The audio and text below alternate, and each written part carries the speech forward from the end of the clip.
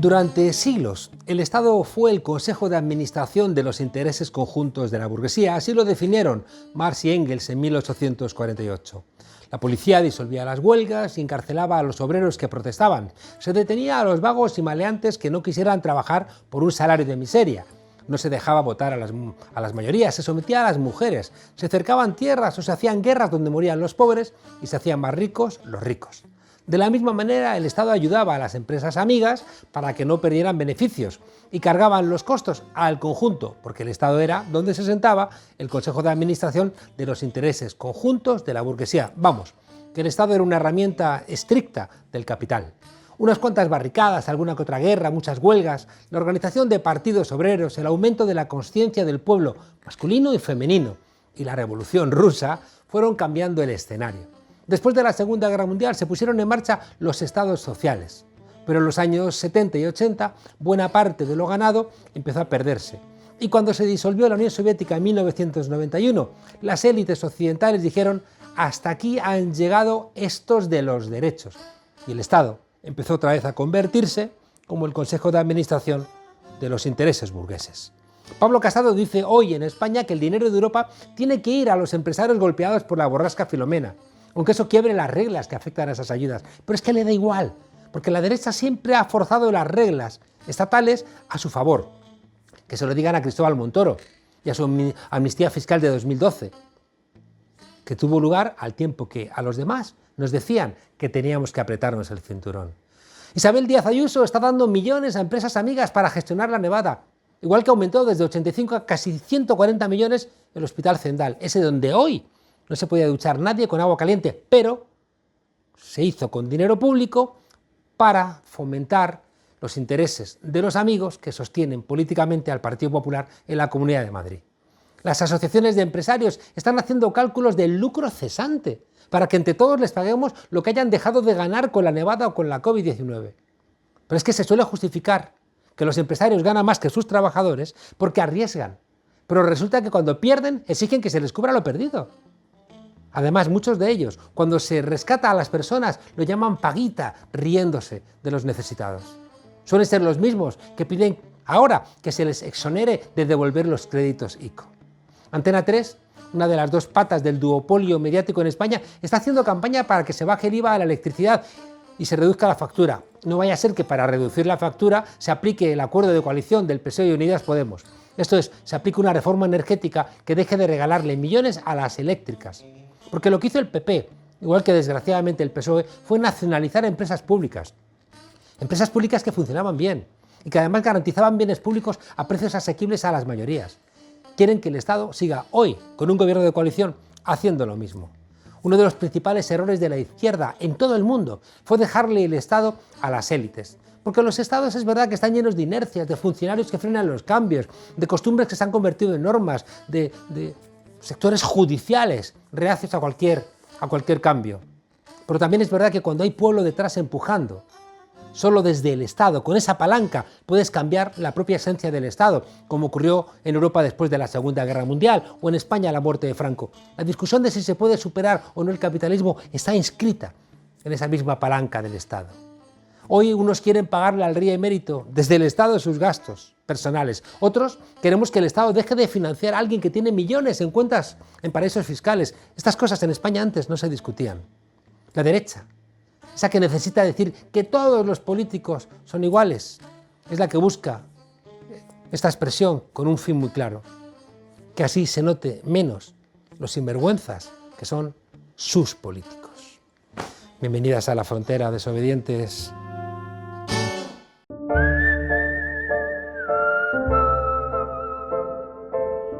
Y dijo Dios: hágase la luz, y la luz se hizo. Le pidió ayuda a Adán y no a Eva.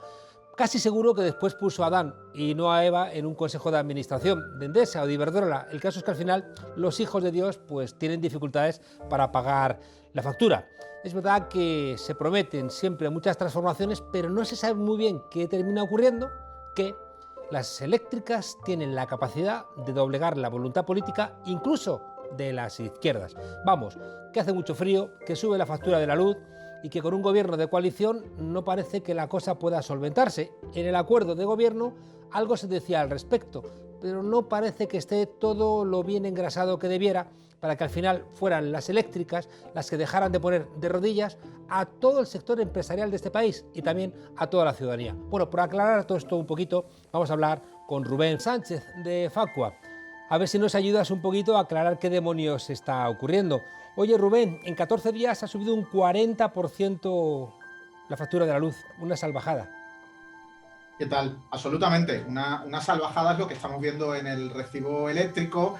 ¿Hay justificación para que suba la factura? Está claro, nosotros no lo ponemos en duda, no vamos a entrar en esa mentira, pero desde luego podría frenarse, podría modularse la subida. Fíjate, como dices, un 40% en el precio del kilovatio hora si comparamos estos primeros 14 días de enero con el mismo periodo del año pasado.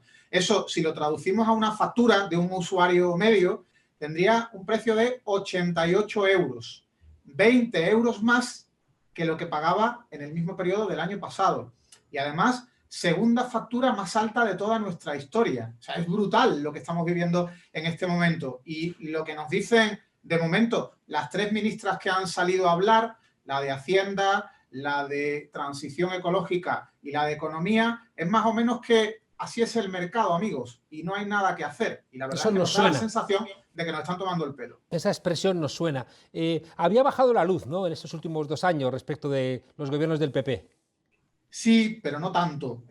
Resulta curioso cómo hace un par de días la ministra de Hacienda, María Jesús Montero, viene a decir que en los últimos 2 años ha bajado mucho la luz, ha bajado la parte variable de la factura un 40% y que eso más o menos viene a ser fruto de las políticas del gobierno socialista y luego del gobierno de coalición. Hombre, si ahora está subiendo la luz y el gobierno no tiene la culpa, cuando bajó la luz tanto, se supone que el gobierno tampoco sería responsable, pero además no ha bajado un 40%. Esa cifra no es real. Bajó, es cierto, en 2 años, del 18 al 20, un 23%, la parte variable de la factura. Pero creemos que está jugándose un poquito aquí a tomar el pelo a la gente, a manipular cifras, a justificarse, cuando realmente esto es tan simple, lo comentabas tú antes, como cumplir lo que dice el acuerdo de gobierno. Es que lo tienen por escrito, por primera vez en la historia. Tenemos un gobierno que no dijo vamos a reformar el sector eléctrico y punto, sino que ha dicho vamos a reformar el sector eléctrico así, así, así y así. Y ha dado 4 pautas que iba a llevar a cabo con cierta ambigüedad, pero si se traduce lo que dicen, se tienen que hacer cosas y esas cosas ahora parece que ya no tienen ganas de hacerlas. ¿Cómo se explica la subida de la factura? Mira, ahora mismo la subida de la factura se explica, en primer lugar, porque el gas natural lleva meses muy caro y tiene un gran peso en el precio que se paga en el mercado mayorista por la luz y porque se está produciendo muy poca energía barata, muy poca energía solar y eólica por la coyuntura del temporal. Por tanto, ¿tiene que subir la luz? Sí. ¿Tiene que subir tanto? No, con un cambio en la regulación del sector. El gobierno podría perfectamente poner, por ejemplo, un límite al precio del megavatio hora que tenga en el mercado mayorista determinadas tecnologías de producción eléctrica, las más caras. ¿Eso que estamos diciendo es un disparate? Bueno, pues no lo decimos nosotros, lo decía el documento que el gobierno socialista en solitario de Sánchez firma con Unidas Podemos para sacar adelante los presupuestos generales del Estado de 2019. Ya entonces decía que iba a estudiar la posibilidad de poner esos topes, de poner precios máximos en el mercado mayorista aparte de la producción. Segundo, a las renovables se les está dando dinero, lo que se llaman beneficios caídos del cielo. Se les está dando un dinero, una subvención continuamente para que paguen las carísimas infraestructuras que pusieron en marcha hace años. ¿Por qué le pagamos dinero a los españoles? Pues porque entendíamos que iban a producir energía limpia y barata. Por tanto, no está mal que les hayamos pagado, pero ya se acabó. Hace ya mucho tiempo que amortizaron todo ello. Y luego, por otro lado, el recibo también sube, o el recibo está caro, mejor dicho, porque hay partes que se podrían abaratar con otra política distinta. Rajoy, el término de potencia, la parte fija de la factura, la sube en torno a un 100%. Cuando llega al gobierno de coalición y se firma ese documento, dicen, la parte fija de la factura podrá abaratarse con determinadas fórmulas. Bueno, pues que lo hagan. ¿A qué esperan? Y luego lo último sería tocar los impuestos. Ahí, desde luego, es cierto que el PSOE nunca se ha comprometido a nada, nunca ha querido hablar, ni en el gobierno ni en la oposición, de bajar el IVA de la electricidad. Unidas Podemos sí decía que estaba dentro de sus planes y propuestas programáticas.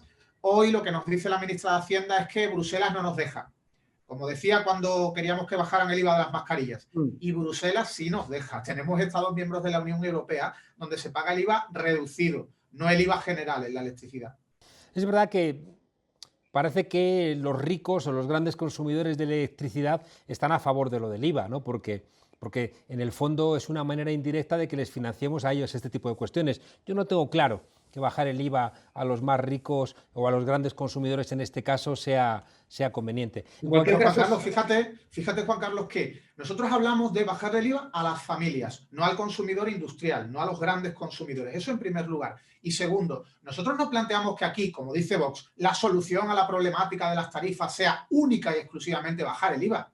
Ni de coña. O sea, lo del IVA es un complemento a políticas contundentes que afecten al oligopolio eléctrico y que provoquen que bajen algo sus beneficios. Pero si la única medida que nos dijera el gobierno es bajar el IVA, que no lo va a hacer, pero si lo planteara, nosotros estaríamos en contra. Sería un absoluto disparate. Hay que poner en marcha determinados movimientos y que uno de ellos sea bajar el IVA solo a las familias. Ya veríamos si bajarlo al modelo hiperreducido, al superreducido del 4, bajarlo al reducido, bajar los primeros kilovatios hora que consumamos para que el que consuma muchísimo no tenga el IVA bonificado, ya se vería. Hoy has planteado lo de la potencia, lo hemos vivido todos, ¿no? Contratas poca potencia y cuando te saltan los plomos unas cuantas veces tienes que subir de potencia y ahí te pegan el hachazo. Detrás de todo esto siempre hemos criticado que están las puertas giratorias. Hay demasiados altos políticos que pasan de los gobiernos a los consejos de administración precisamente de las eléctricas. Sí, bueno, yo creo que sería importante plantearse que las puertas giratorias es prácticamente imposible prohibirlas de por vida. Una cosa es plantear que el plazo para que un alto cargo en un gobierno pueda entrar en una empresa, si en vez de 4 años son 10, pues a lo mejor mejor, pero habría que estudiarlo. Y otra cosa es que es imposible plantear estas cuestiones de por vida. Luego, lo que habría que ver detrás de las puertas giratorias es la capacidad de influencia que tiene un político que ha estado, en este caso en el Partido Socialista, y que ahora forme parte de su consejo de administración, la capacidad que tenga de influir en el nuevo gobierno, la capacidad de contactar con un ministro o un secretario de Estado, hablar de tú a tú e influirle. Eso es muy complicado de medir. Y luego, ese nivel de interlocución que logran en las eléctricas, gracias a esos expolíticos que tienen dentro, fichados, pues a lo mejor si un gobierno, que además se dice progresista, mantuviera también un nivel de interlocución real con la sociedad civil, pues igual podríamos decir, bueno, cada uno juega la parte que le toca. Nosotros le hemos pedido esta semana a la ministra Rivera una reunión. Nos gustaría exponerle nuestras reivindicaciones y conocer cuál es el plan que tiene a corto plazo en materia de regulación del sector eléctrico. Si no nos recibe, pues tendremos esa sensación de que aquí la ministra del ramo solo habla con los empresarios y en cambio con la sociedad civil no quiere charlar, a discutir, a debatir. ¿Es más barata la luz en Europa que en España? No, no necesariamente. Hay datos, por ejemplo, del Eurostat del primer semestre del año pasado que ponía de manifiesto que estábamos en quinto lugar en España en precios de la luz. Mira que el año pasado fue un año relativamente barato. Por tanto, ese mensaje tan manido de es que estamos igual que Europa, no somos tan caros. La ministra Rivera decía ayer, es que en Reino Unido y en Japón está más caro todavía el megavatio hora. Pues muy bien. ¿Y a mí qué me cuenta? Y hablamos de Francia, hablamos de Alemania, hablamos de Andorra, yo qué sé. ¿Me va a comparar usted los 190 países del mundo o por qué me saca Reino Unido y Japón? Porque su salario medio se equipara al español. Entonces se lo compro. Pero es que resulta que en Reino Unido y en Japón el salario medio se acerca casi al doble de lo que se cobra en España. Así que mal ejemplo apuesto. Claro, no deja de explicarse que con la cantidad de costa que tenemos, con el sol que tenemos, con las zonas de viento que tenemos, que España no sea una potencia de energías renovables y que la transición energética realmente empiece a andar. Por eso, una de las cuestiones que planteamos es que tenemos que potenciar las renovables, sin duda, tenemos que seguir apostando porque en España casi toda la producción fuese renovable, pero tenemos que penalizar las energías caras, las energías contaminantes. No es lógico que el carbón pueda entrar a pujar en la subasta marginalista y cada vez que logra entrar, que entra casi siempre, determine el precio de todo el sistema. Habría que ponerle un tope o habría que penalizarle de alguna manera cuando logra entrar. Hay distintas fórmulas que se pueden estudiar. El problema está cuando un gobierno dice no, que la cosa se quede como está, porque dice Bruselas que es obligatorio tener subasta marginalista y que la tienen todos los Estados miembros de la Unión. Bueno, eso es verdad, pero Bruselas no dice cómo tiene exactamente que ser la subasta, no dice que usted no pueda hacer retoques para evitar el efecto malicioso que tiene ese modelo de subasta. Y ahí ya se quedan callados y no quieren entrar en el debate. Ya. En fin, Rubén, veo que en el gobierno las fricciones tienen que ver con clásicos. la subida o la regulación del precio de los alquileres, una empresa energética nacional, el tema de las pensiones, derogar la reforma laboral del Partido Popular, es decir, todos elementos, ¿no?, que tienen que ver con un modelo viejo, y sin embargo parece que hay un alma en el PSOE que yo comparto contigo esa idea, ¿no? Hay cuestiones dentro del gobierno donde hay diversas voces, no solamente dos voces, ¿eh? Hay muchas voces en el gobierno. Dentro del PSOE hay algunos que son más o menos neoliberales y hay otros que son, creo, más o menos de izquierdas. Pero yo creo que cada cual tiene que decir claramente lo que piensa, y eso no va a suponer una gravísima crisis de gobierno. De momento solamente ha hablado Garzón en materia de política energética, y casi que lo que ha venido a decir es que el gobierno va a hacer las cosas bien, va a intentar que se abarate la luz, pero no ha entrado de lleno en el asunto de lo que está pasando actualmente y por qué no se ataja, por qué no se buscan soluciones a corto plazo. Creo que hace falta también que el vicepresidente Iglesias salga a decir lo mismo que está diciendo Echenique desde su formación en el Congreso, ¿no? Se firmó esto, señores, esto es lo que exigimos al gobierno que se cumpla, pero que se lo recuerde a sus electores, entre otros, porque hay muchísima crítica, hay mucha gente diciendo que por qué Iglesias no habla, que por qué ahora está callado. Yo creo que es importante que dentro de, lógicamente, el respeto que hay que tenerse cada uno de los ministros al hecho de que estamos en un gobierno de coalición, que cada cual deje claro cuál es su política y qué es lo que está pidiendo en el seno del Ejecutivo, porque si no da lugar a malas interpretaciones, y eso también es peligroso. Estamos viendo con el tema, por ejemplo, de la comisión de investigación en el Parlamento, como cualquier interpretación diferente o cualquier disensión dentro del gobierno lo utiliza la derecha como una justificación para intentar tumbar al gobierno. Supongo que parte de la prudencia tiene que ver con eso, pero yo estoy de acuerdo contigo en que lo que hay que hacer valer, y sí que han empezado, es verdad que ahí Echenique lo ha dejado ver y también Rafael Mayoral, la necesidad de que se cumplan los acuerdos de gobierno. Y en el acuerdo de gobierno aparece la regulación del mercado eléctrico, ¿no?, y de todo lo que tiene que ver con la factura de la luz. Así que esperemos que lo pongan en marcha. Y fíjate una cosa graciosa, entre comillas, a la que está jugando a las derechas, ¿no? A la que están jugando los que ahora dicen que, hombre, me criticabais a mí y ahora no hacéis nada, no sé qué. Bueno, ¿qué queréis que haga el gobierno? Vox ya lo ha dicho, solo pide bajar el IVA. No pide absolutamente nada más. A mí eso me parece peligrosísimo. Por Vox, que no hubiera impuestos, sobre todo para los ricos. Así no podríamos sufragar sanidad pública, educación pública, etcétera. Pero bueno, ya ha dicho cuál es su modelo. Y ahora el PP, ¿qué? ¿Cuál es la propuesta del PP? Solamente se dedica Casado a criticar al gobierno que antes criticaba al PP por lo mal que lo hacía, pero no hace su propuesta alternativa. ¿Cómo abarataría Casado el precio de la electricidad? A mí me gustaría conocer cuál es el plan que propone el Partido Popular, pero tengo la sensación de que no tiene absolutamente nada que proponer, no quiere que cambie nada y que como cuando gobernaban ellos, que la luz esté cara, que el ciudadano se aguante y punto. Y para colmo encima nos subieron un 100% el precio de la parte fija del recibo, no sabemos por qué. Bueno, privatizaron Endesa y ayer mismo Soria estaba declarando por las triquiñuelas de Iberdrola para evitar, ¿no?, la producción de energía en los pantanos, para tener que comprar, ¿no?, en otros ámbitos de producción de energía y subir la factura. En fin, el Partido Popular, por cierto, hemos visto que se está subastando en Wallapop la pala de Casado, al parecer en perfecto estado. Se ha usado muy poquito. Rubén Sánchez, portavoz de Facua, muchas gracias por darnos un poquito de luz, nunca mejor dicho, en esta oscuridad en la que estamos viviendo por culpa de la nevada y por culpa también de la falta de coraje de algunas fuerzas políticas. Un fuerte abrazo. Un abrazo, hasta otra.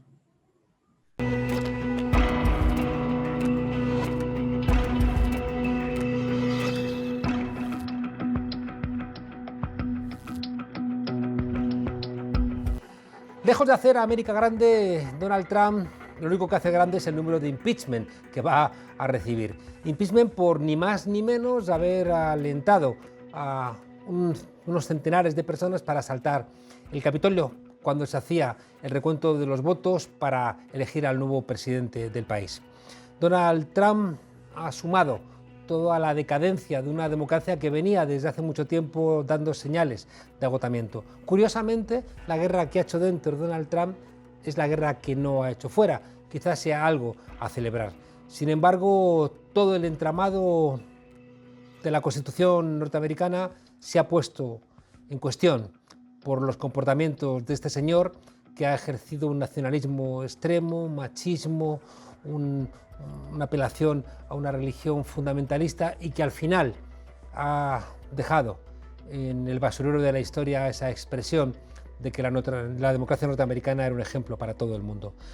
Todo está abierto y, como siempre, las redes sociales han sido muy relevantes en ese asalto al Capitolio y hemos recurrido a nuestro experto Julián Macías para que nos cuente un poco todo esto. Julián, ¿cómo estás? Un saludo aquí en nuestra frontera. Oye, Julián, lo de Donald Trump tenía más aspecto de aquello que hizo Fujimori, ¿no? De un autogolpe, más que de un golpe de Estado clásico. Sí, bueno, pues todo parece indicar que el entorno de Trump está muy, digamos, en ese obcecamiento, ¿no? De una verdad que no existe, de llevarlo hasta los últimos extremos y no permitir que el fraude de Biden se lleve a cabo, ¿no? Y eso ya también lo hemos visto en otros países, ¿no? Un relato alternativo a la realidad que a través de redes y de otros mecanismos de comunicación, pues crean todo un ejército de fans que se creen esa realidad paralela y que, bueno, son capaces de hacer un autogolpe de Estado. ¿Y compartes la idea de que tiene forma de autogolpe? Sí, a ver, sí que es verdad que no es el único Donald Trump, ¿no? Y si nos enfocamos en el tema de redes sociales, digamos que las redes sociales de Trump tienen también su peso, pero lo que hay detrás es toda una maquinaria de medios de comunicación, de fake news, de plataformas paralelas donde incluso se autoorganizaron, ¿no? Como es Parler para dar el asalto y el autogolpe de Estado. Y digamos que evidentemente Trump tiene una responsabilidad, creo que las plataformas sociales tienen otra realidad, pero bueno, todo responde un poco a las técnicas de desinformación, ¿no? Y de posverdad que vemos aquí en España y en otros países. ¿Cómo nos explicamos que la que se presentaba por parte de mis colegas politólogos como la mejor democracia del mundo se ha visto asediada por este tipo de comportamientos? Bueno, no sé quién dice que es la mejor democracia. Yo desde luego no estoy de acuerdo, ¿no?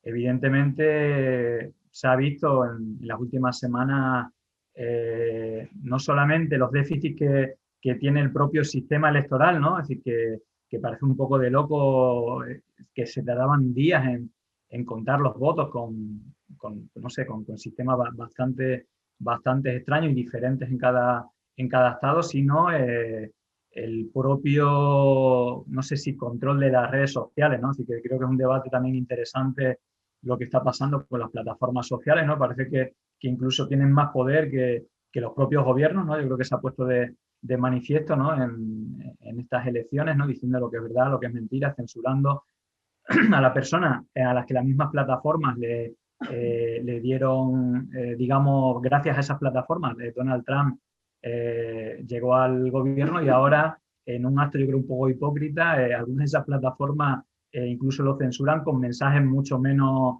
agresivos o justificados que los que han hecho durante los últimos 4 años, ¿no? Entonces, la verdad es que creo que sobre todo hay que hacer un debate sobre cómo estas tecnologías afectan a la democracia y yo creo que hay que tener un debate consensuado y plural para tomar medidas que sobre todo defiendan los intereses no de estas plataformas, sino de la ciudadanía y de la democracia de los pueblos. ¿Compartes que hay aspectos peligrosos en este bloqueo de las cuentas de Donald Trump por parte de las redes sociales?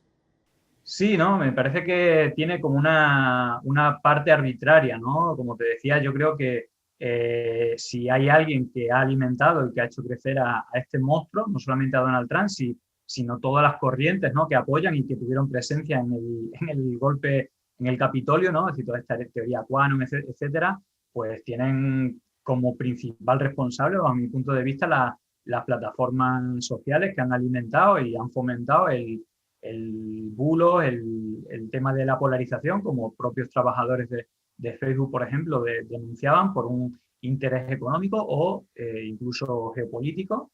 Y que, bueno, ahora que ya se sabe que Donald Trump va a salir, ahora creo que en un acto de limpieza de imagen, y habría que ver si justificadamente han cerrado todas las redes de Donald Trump, pero yo creo que el principal responsable es la trastienda, ¿no? Toda la maquinaria que hay detrás de movimientos negacionistas, de diarios de fake news, que aquí los conocemos, los vemos cada día, y que tienen también esa acción victimista. Yo creo que el tema que le cierran la cuenta es como una manera de alimentar el victimismo de de toda esta corriente que está muy apegada al poder, pero que al final tiene un relato de los poderosos contra los de abajo, ¿no? Que es un poco el relato que quieren contar y que esto en cierta manera alimenta ese relato que distorsiona de la realidad, ya que si alguien, lo vimos en el gran hackeo, ¿no? Con Cambridge Analytica, como Donald Trump, el equipo de Donald Trump se sentaba con los directivos de Facebook y de Google y de YouTube para usar los datos de los electores y hacer una campaña de odio y de noticias falsas para ganar las elecciones. Claro. Oye, y también hemos visto que esto que ha pasado con el asalto al Capitolio y con esa declaración de ilegitimidad del gobierno entrante de Biden, esa puesta en cuestión de las elecciones, se parece mucho a las revoluciones de colores que Estados Unidos ha ido desplegando por el mundo y en concreto que ha ejercido implacablemente en América Latina durante todo el siglo XX. Sí, bueno, de esto ya hemos hablado bastante, ¿no? Yo creo que muchas veces los guiones son muy parecidos en todos los países, ¿no? Deslegitimar esto de gobierno ilegítimo, aquí en España no suena mucho, pero es exactamente igual que en Argentina, que en México, que se le atribuye dictaduras a gobiernos elegidos democráticamente y que los Estados Unidos, creo que también con cierta ayuda, por lo menos desidia, ¿no? De las plataformas sociales, crean toda una red de organizaciones, de medios digitales, etcétera, que construyen relatos para influenciar en las democracias y que se parecen mucho los guiones, ¿no? Es decir, aquí en España también tenemos un buen ejemplo, ¿no? de cómo se trata de deslegitimar un gobierno legítimamente elegido por los ciudadanos, pero que podríamos ver numerosos casos muy parecidos en otros países de América Latina. La derecha española empezó a hablar de que los que habían asaltado el Capitolio eran todo lo contrario, que eran las izquierdas, los antifascistas. Sí, bueno, a ver, si hay algo que caracteriza a esta corriente, ¿no? Tecnofascismo que le llamo yo, y que al final son un poco pupilos, ¿no? Digamos, de esta corriente, ¿no? De Steve Bannon, que aquí tiene pupilos, ¿no? No solamente Vox, sino ese frente de la batalla cultural donde también podemos meter a Cayetana, a Girauta, a Rosa Díez y a numerosos medios, son capaces de defender una cosa y la contraria, es decir, al principio presumir del movimiento, de cuánta gente se había movilizado, incluso cuando entraron, y luego cuando vieron que hubo muertes o que se pasaron de la raya, decir que las personas que se veían ahí eran antifas, ¿no? Esto ya lo han usado varias veces, ¿no? Estas acciones de falsa bandera, incluso en prime time aquí en España vimos a Centeno, ¿no? Un colaborador de estado de alarma y otros medios de extrema derecha diciendo que eran antifa, ¿no? El de los cuernos que salía, que era Cusanan, una persona conocida en el movimiento Canon que apoya a Donald Trump, o incluso otras personas que la acompañaban que eran reconocidos personas de organizaciones supremacistas blancas o de extrema derecha, pero que se lanzaron bulos desde todos los espacios del propio estado de alarma y todos sus colaboradores,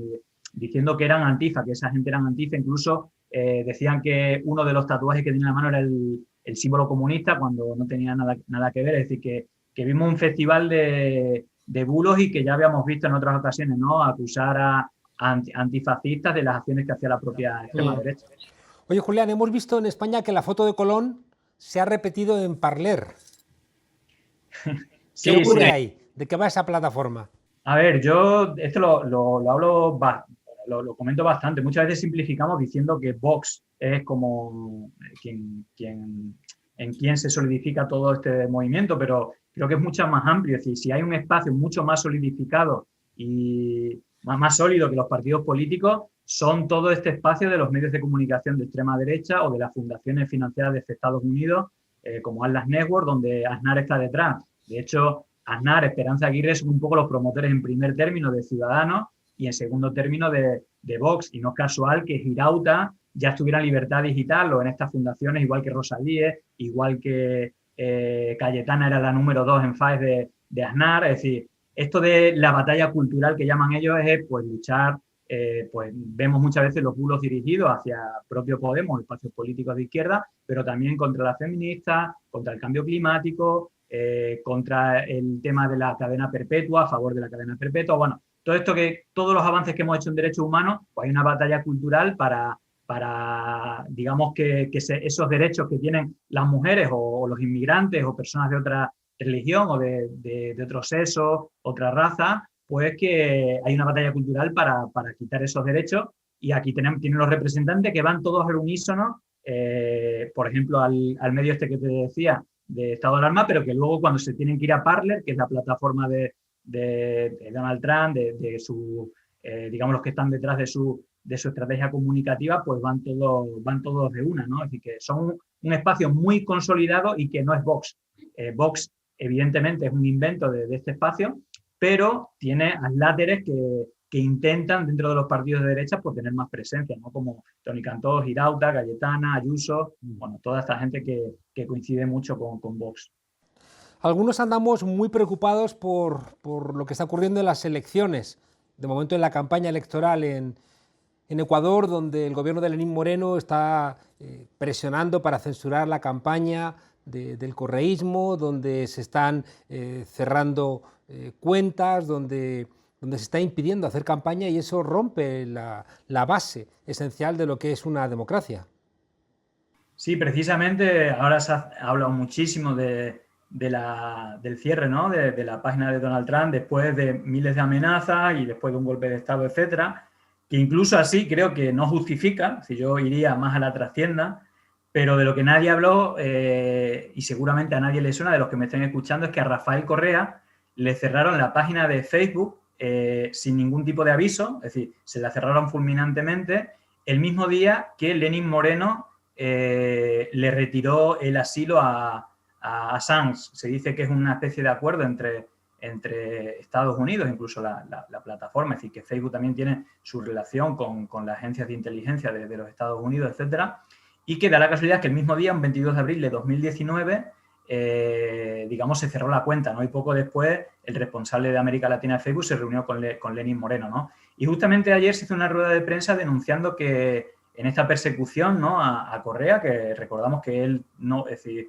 igual como ha pasado con otros líderes que fueron referencia y que mejoraron la economía de sus países, como fue Evo Morales, pues se está reproduciendo también esa persecución con Rafael Correa, que en una decisión ayer del comité electoral se decidió que Rafael Correa no podía ir no podía hacer campaña ni podía estar presente en los materiales de campaña digamos, del movimiento, ¿no? de UNES, que representa a Arauz, que está primero en las encuestas y que están haciendo como todo lo imposible, ¿no? Para que esto no pase. Y luego es que podemos hacer un paralelismo, ¿no? Que existen infinidad de medios financiados desde los Estados Unidos, pero también de un montón de observatorios, fundaciones que claramente están apoyando a Lasso, que es un banquero, ¿no? que tiene negocios en paraísos fiscales y que es íntimo amigo, por ejemplo, de José María Aznar, y que es presidente de una fundación de Atlas Network, que siempre salen las mismas estructuras, y que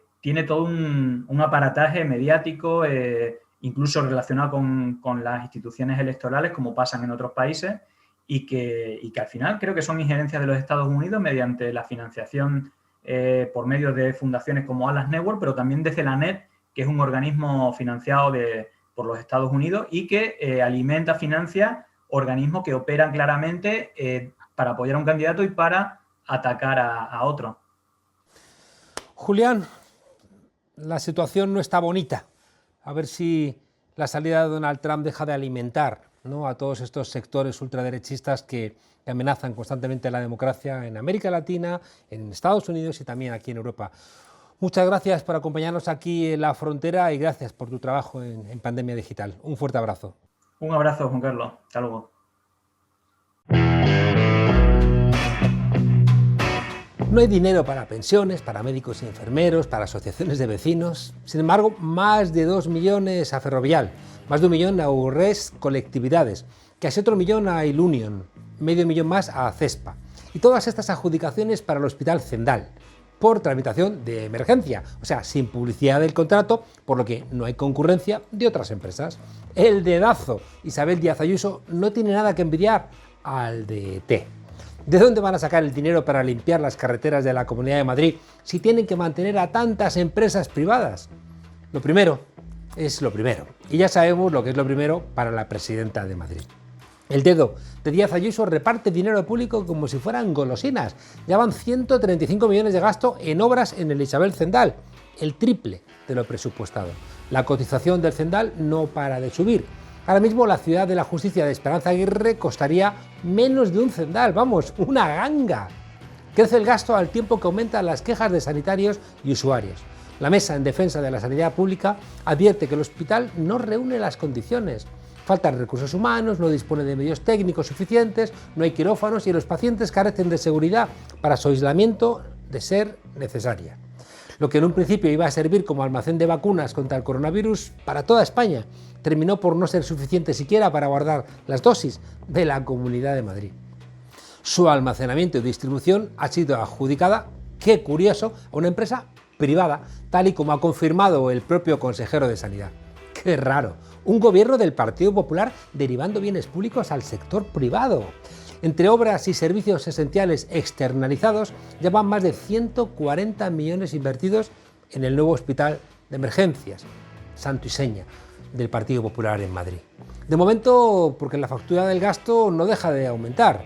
Y vamos a ofrecer el Zendal como almacén principal de la vacuna que venga a España. ¿A cuánto cotizará la semana que viene el Zendal? ¿Quién lo sabe? Esto es como la factura de la luz, impredecible, pero siempre hacia arriba. En fin, que hasta la semana que viene, desobedientes, y cuidado con el hielo, porque si os pasa en el resto de España, como en Madrid, no os fiéis de los alcaldes.